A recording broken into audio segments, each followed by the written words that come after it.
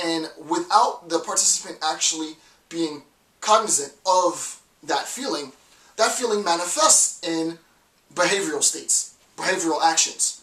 And what I want to do is try my best. It's not a science, right? And I read scientists who spoke on this, but try my best to try and make a correlation between the actions that I see them perform and the relationship of those actions to a feeling. Okay, so that should be clear. So what ends up happening is that the feeling of rapport as feeling affects, right? Affects my physiological behavioral state. And that affection causes me to act in the world, right?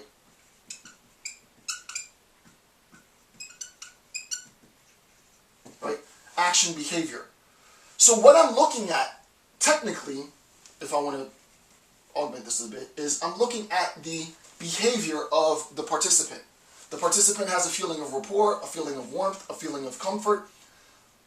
Without them being necessarily consciously aware of this feeling of rapport, feeling of warmth, feeling of comfort, that feeling affects their physical body. It causes their body to do things in the world. While I'm participating in my, and this would be the evaluation process, obviously.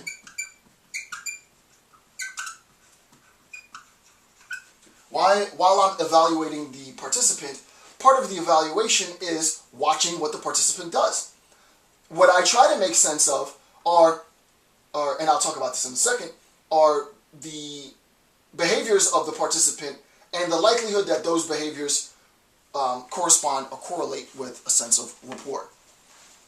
Obviously, if I can augment this discussion immediately, right, and say instead of talking about feelings of rapport, feelings of disgust, deception, and so on, right? There's many different applications to this, but what I want to do is give you a very generalized understanding of the finer nuances of this technique, if you will. I wouldn't go so far as to call it a science, but this technique, and use it to whatever extent you think you need to use it in conducting your research. Quick aside before I forget, a couple hours ago in the lecture series, I remember saying that you might be engaged in a discussion with your participant. And insofar as you're engaged in this discussion, you want to make sure that you take comfort in the fact that you're recording. I don't have a prop, but imagine that this camera was audio recorder. Take comfort in the fact that you have your audio recorder. The audio recorder does the role of listening, right? It does the role of listening. Now, that's not to say you should totally tune out when the participant's talking, but you don't have to try and memorize or incorporate every single thing that's being said, because I'm recording and I've gotten approval for this. We talked about consent, and I've gotten approval to record the interview. So my recorder's going, I set my recorder down, and then I have to create the environment. I have to create the situation, the condition in which I have a feeling of rapport.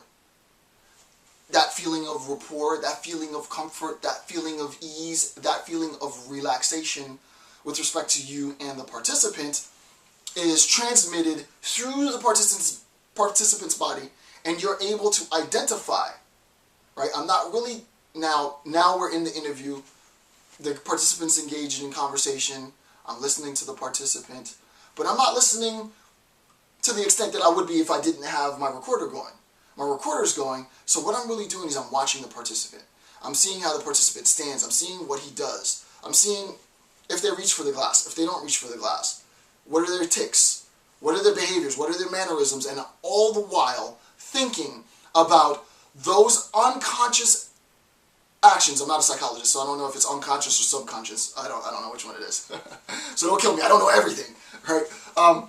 Unconscious, subconscious, one of those consciouses, right? All of the non-cognizant actions that are influencing their body to act. Now, you don't want to be so obvious in your gaze that they recognize, holy crap, this dude's not paying attention to what I'm saying, and he's watching my body move around in space. Creepy! And that's the end of your research, right?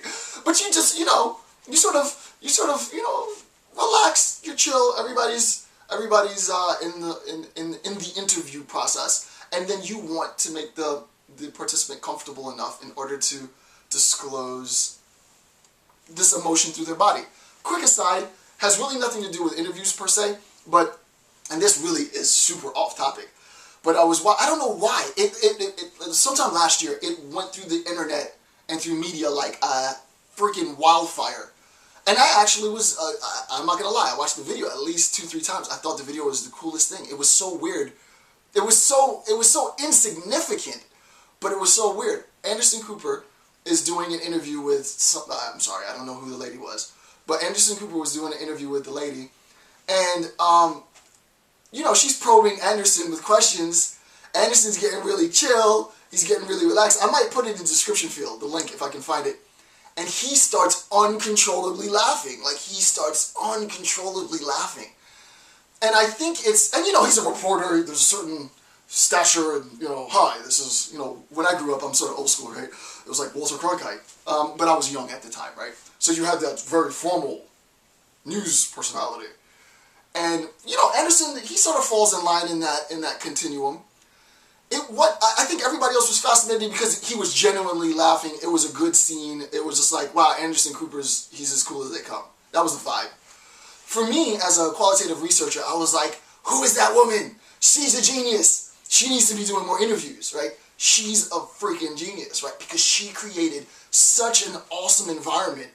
And maybe they had personal sort of working relationships, and he felt, based on their, I don't know the background story, right? But based on their personal working relationships, he let his guard down a little bit. But she really got in, right? She really got in and got him to sort of break form. It's that idea that Anderson Cooper broke form that is so appealing. The appeal for us, the viewer, not the researcher, not the participant, not even third parties, as sort of an omnipresent third party, an outside viewer. It's a genuine moment when you at least think, there could be deception involved in this, but it would be the most elaborate deception. It was a genuine laugh, you can tell. It's just cool. You're like, wow, I feel like I know this guy, right? I feel like I know Anderson Cooper. Don't think that I don't do this when I do my videos. I'm thinking about this when I do my videos. Your gaze isn't a gaze that I can ever get any feedback from. I get feedbacks from your comments. I get a 50-50 ratio on comments. Hey, this is the greatest thing I ever saw. Hey, you suck. I get a little bit of both.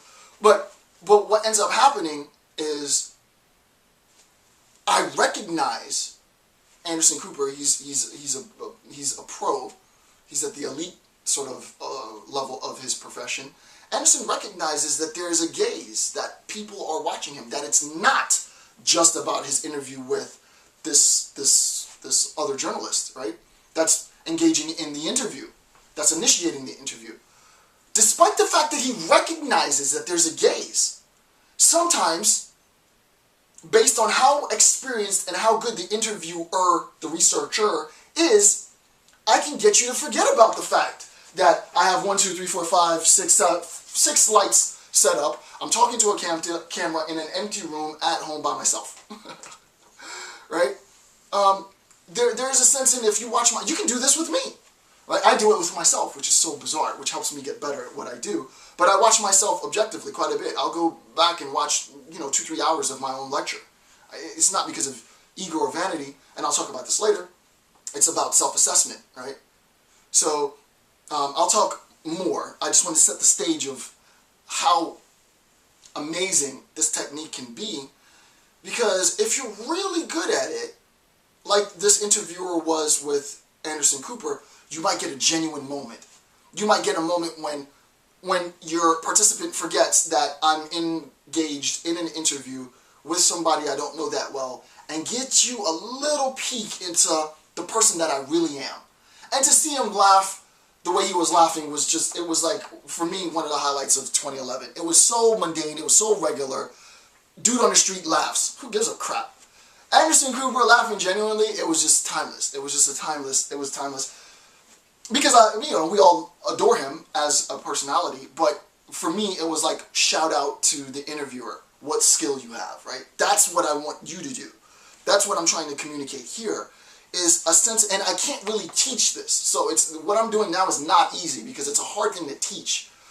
But the idea is, if I can at least make you aware of the fact that it occurs, and we have a great sort of contemporary pop culture reference,